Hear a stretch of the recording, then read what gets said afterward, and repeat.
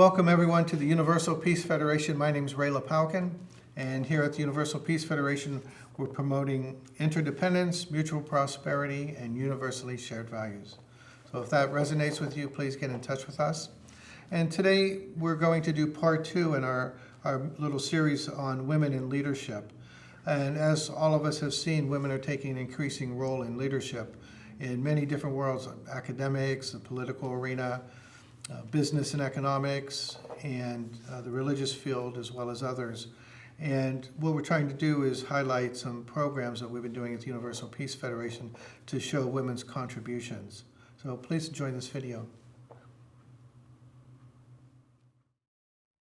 Alexa Fish-Ward is our next presenter. She is the former executive director of the Eleanor Roosevelt Center at Val-Kill, currently the senior advisor for the Women's Federation for World Peace International. Alexa Fish-Ward is a relative of Eleanor Roosevelt through the colonial Livingston clan. She served as executive director of the Eleanor Roosevelt Center at Val-Kill in Hyde Park, New York between 1989 and 1992. She oversaw the center's many programs related to promoting Eleanor Roosevelt's legacy. For the past 25 years, Mrs. Ward has served in executive leadership roles with the Women's Federation for World Peace, which is an NGO consulting status with the Economic and Social Council of the United Nations. Alexa is a graduate of Georgetown University. She is the daughter of the late U.S. Congressman Hamilton Fish.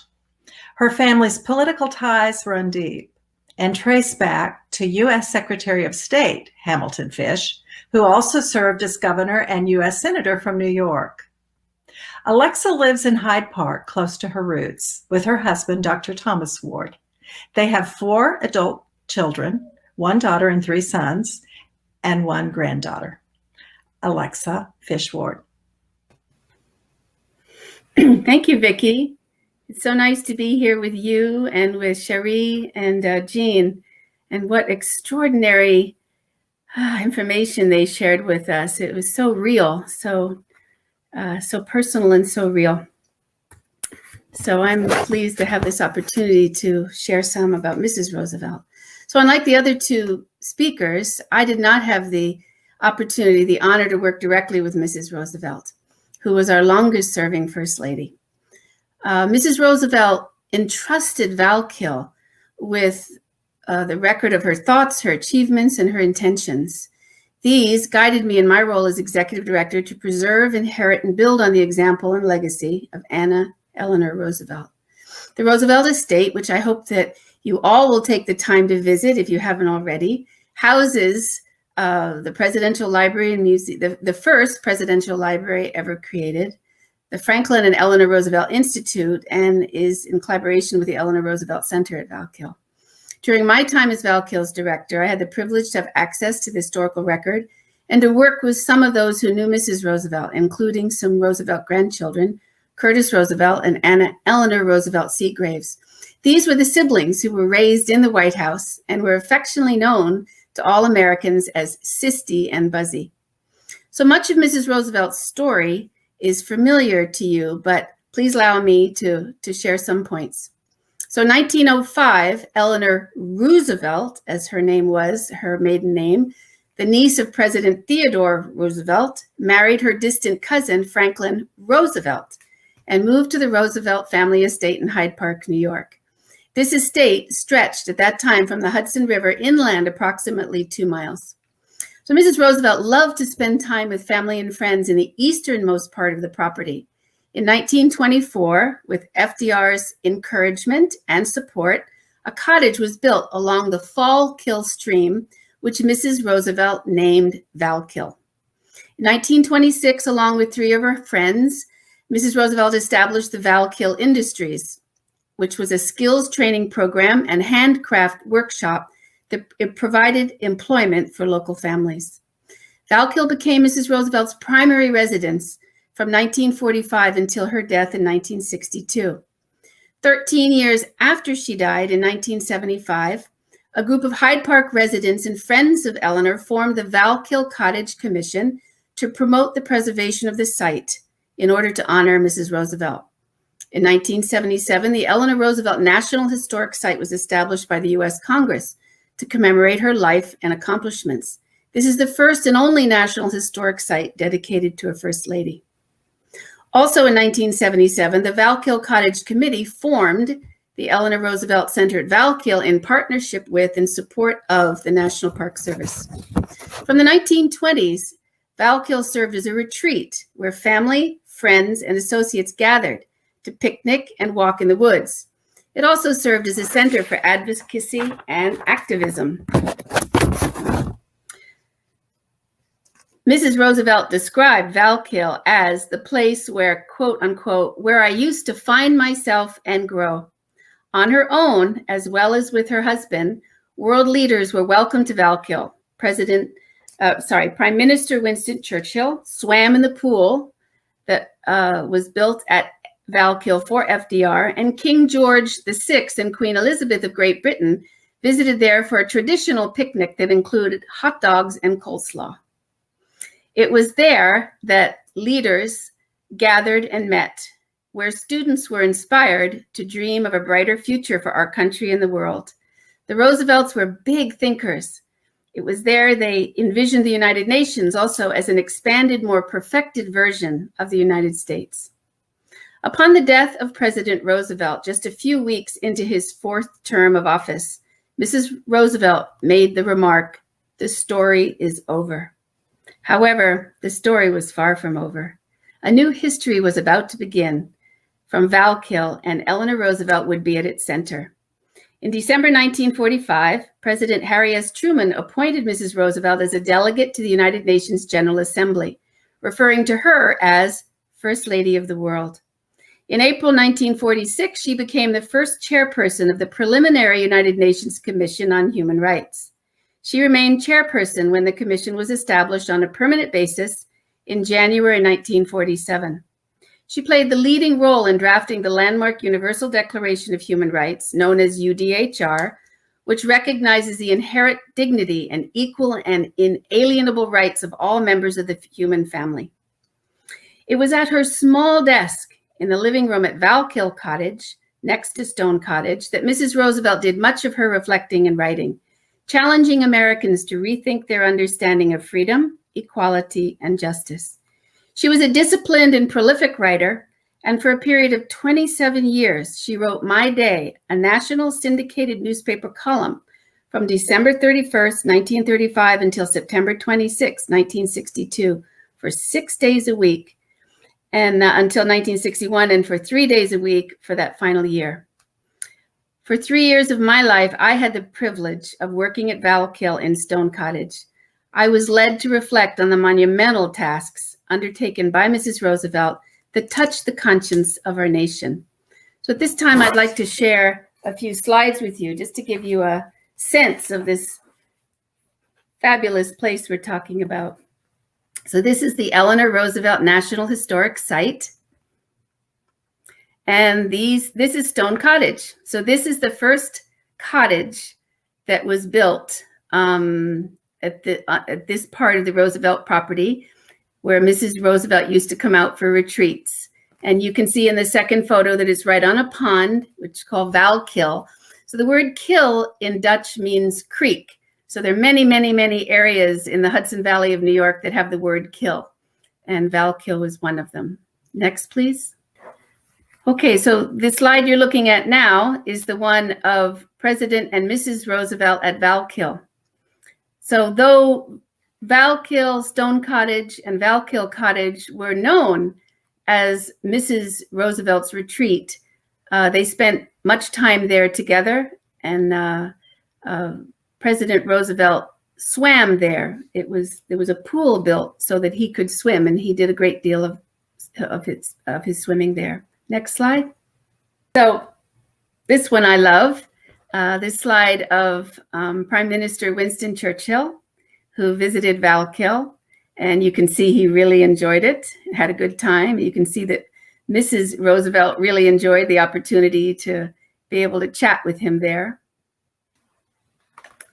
Okay, so really happy to share those few pictures with you to give you a sense of this very special place. So I'd like to move on and talk a bit about Mrs. Roosevelt and her influence and leadership as it was really expressed through Val-Kill. So I was hired by the ERV, we call it the ERVK, Eleanor Roosevelt Center at Val-Kill. I was hired by the ERVK Board of Directors in 1989, which included the three women who led the effort to save Val-Kill: Joyce Gee, Joan Spence, Margaret Zamorowski. At that time, the board was chaired by Vassar College's Professor Glenn Johnson, and members of the original committee that saved Val-Kill, as well as the early board of directors, were both Democrat and Republican. So at the time I was working there, 1989, which was not long after it opened, the mission statement for ERVK was establishes forums for communication between individuals of differing viewpoints and provides seminars, research papers, and discussion groups. ERVK acts as a catalyst to create change for the betterment of humanity, all within the context of Eleanor Roosevelt's philosophy and example. So some of you may know historians Blanche Wiesen-Cook and Alida Black, and I'd like to just read a quote from them on Val-Kill, which I really appreciate. Val-Kill is a window into Eleanor Roosevelt's infinite courage and compassion, sturdy, comfortable, accessible, and enduring. Val-Kill Cottage is the personal symbol of Eleanor Roosevelt's life. Part home, part refuge, part retreat, part political laboratory. Val-Kill was a space held closest to her heart. So 1987, ERVK founded the Eleanor Roosevelt Val-Kill Medal Program and Ceremony. And the Val-Kill Medal Program honors individuals who have embraced Eleanor Roosevelt's call to build a better world through humanitarian efforts in education, advocacy, social justice, as well as civil and human rights. Medalists are role models for the larger community, setting the standard for community values. So through the years, some of the medal recipients have included former First Lady Hillary Rodham Clinton, environmentalist Robert F. Kennedy Jr., Reverend Norman Vincent Peale, Dorothy Height, an African-American civil rights and women's rights advocate, the Congressman Barbara Jordan, Queen Noor of Jordan, and actors James Earl Jones, Fred Rogers, and Richard Gere. There was also a very active Friends organization at ERVK of community members who served in so many ways in the community representing Mrs. Roosevelt. So I'd just like to mention briefly a couple of interesting programs that were initiated while I was there. One was called Enhancing Racial Harmony. So Enhancing Racial Harmony project was one of the major projects I oversaw. It actually was an outcome of the racial divide and breakdown in the Hudson Valley region of New York that resulted from the Tawana-Brawley controversy. The project consisted of 5 focus groups in the areas of criminal justice, education, employment, housing, and the media. Each group met on a monthly basis and made recommendations for addressing racism in their respective areas. So the issue of racial discrimination was something that Mrs. Roosevelt took a stand on in her public life, guiding her to become a voice for equal rights and racial justice. Also, her personal awareness was grounded in a deep, deep sense of empathy. Mrs. Roosevelt played an important role in the creation of an executive order that prohibited discrimination in industries engaged in military production early in World War II. She supported the Tuskegee Airmen in World War II and joined the board of directors of the NAACP, the National Association for the Advancement of Colored People. I'd like to just mention one story briefly about her involvement in this area. Marian Anderson was one of the most talented American singers of the 20th century. She became an important figure in the struggle for Black artists to overcome racial prejudice. So in 1939, the Daughters of the American Revolution refused to allow Mrs. Anderson to sing in Constitution Hall in Washington, D.C.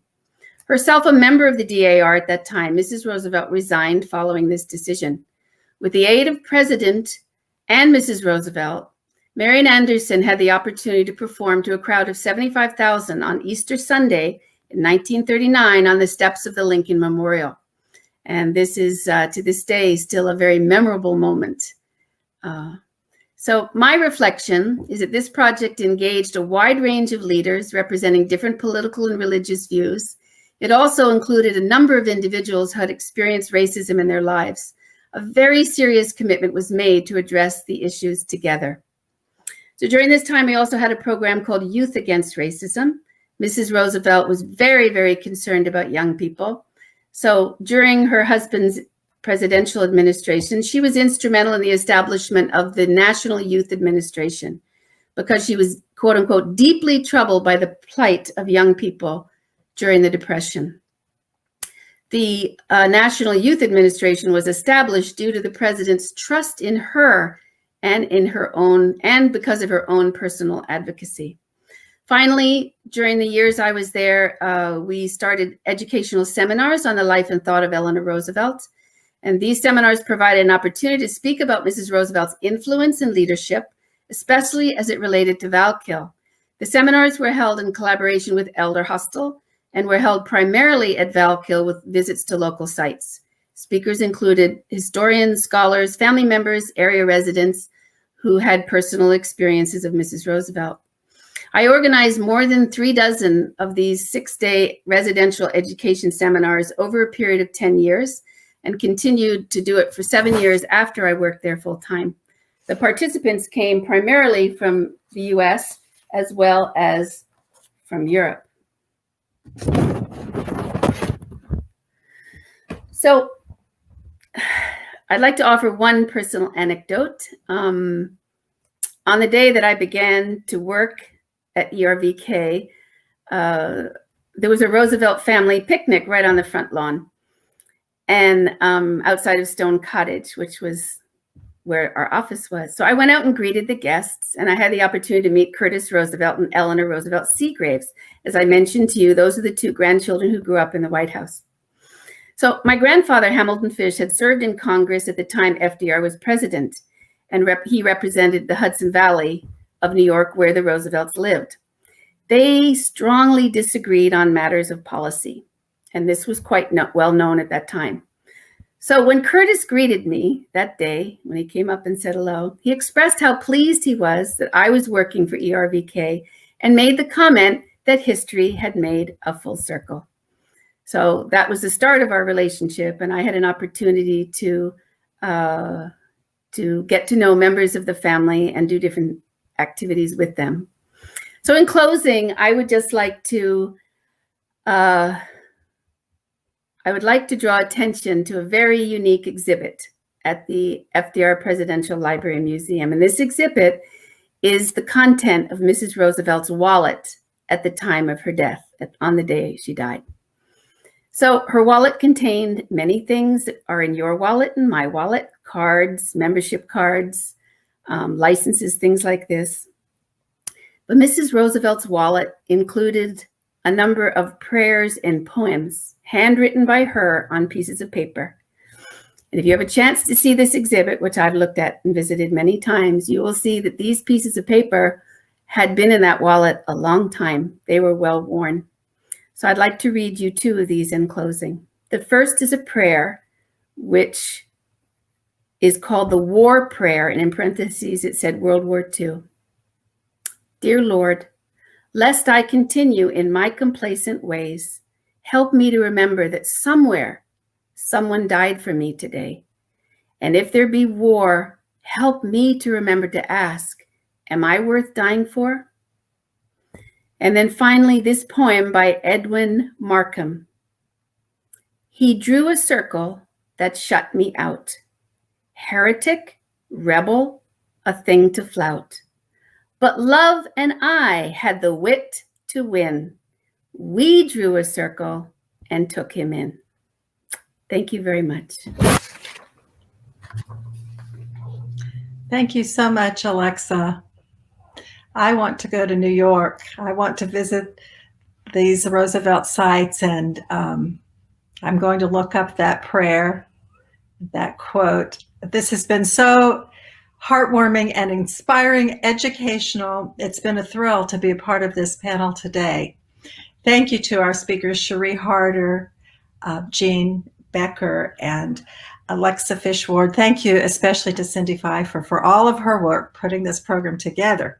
And to the Washington Times Foundation, Women in Leadership, I believe today you have encouraged high ideals and brought women leaders together, inspired us, and we remain devoted to the mission, devoted to America's founding ideals, and to the nobility of public service. Thank you all. How beautiful to hear those words, Vicki. Thank you so much. And also for all the presenters taking their time to put their experiences together in such a short time frame, when in fact their knowledge is broad and comes from personal experiences that move us to understand the impact our First Ladies have and the very real sacrifices they make. Often, as Cherie Harder showed, that their convening power or the hospitality or soft power of a First Lady is often overlooked. And that is what really moves people in a global diplomacy, is the convening power, the soft power. And also from this, we can learn that there's many foundations we have in society. And these foundations, we can work with them and we can help each other and encourage each other. So Jean Becker let us know that Barbara Bush made it a point every day to make a difference, which also included supporting her husband. Making a difference meant to her being a risk taker and being an agent for change. Even in the end, she saw her husband from a higher perspective, saying, "My God, George, you're devastatingly good looking." So we have many lessons to take with us, that even when we are not noticed, or maybe we feel we're underappreciated, we can nevertheless create a tradition of service by raising up others and standing for public causes, such as we heard from Mrs. Alexa Ward. So some causes we are made aware of is the presentations of the First Ladies about challenging taboos, or working through the political spectrum, not focusing only on our own party that we believe in, promoting literacy as a way of problem solving, and raising awareness to special issues, and especially for the power of global diplomacy, even being friendly with nations such as Cuba. We learned about having grace under pressure. So special thanks to all our panelists, Cherie Harder, Jean Becker, for their gracious pre-recordings, for Alexa Fish-Ward and her wonderful presentation, and her many years of public service that it doesn't go unnoticed, and our wonderful moderator, Vicki T-Hart, for her excellent work in moderating this program. And then also we have special thanks we'd like to make to our co-sponsors, the Women's Federation for World Peace and the Universal Peace Federation, for their great support. So we would look forward to future programs. Thank you, and have a wonderful day, everyone. Thank you so much.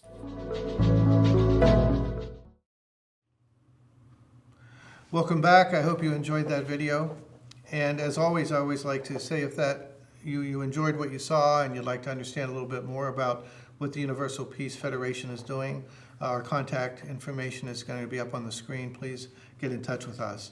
And our co-founders, Reverend Sun Myung Moon and his wife, Dr. Hak Jahan Moon, have come out with their autobiography and memoirs. If you would be interested in a copy, please get in touch with me. They're complimentary, and I'll get one out to you. So thank you for joining us today.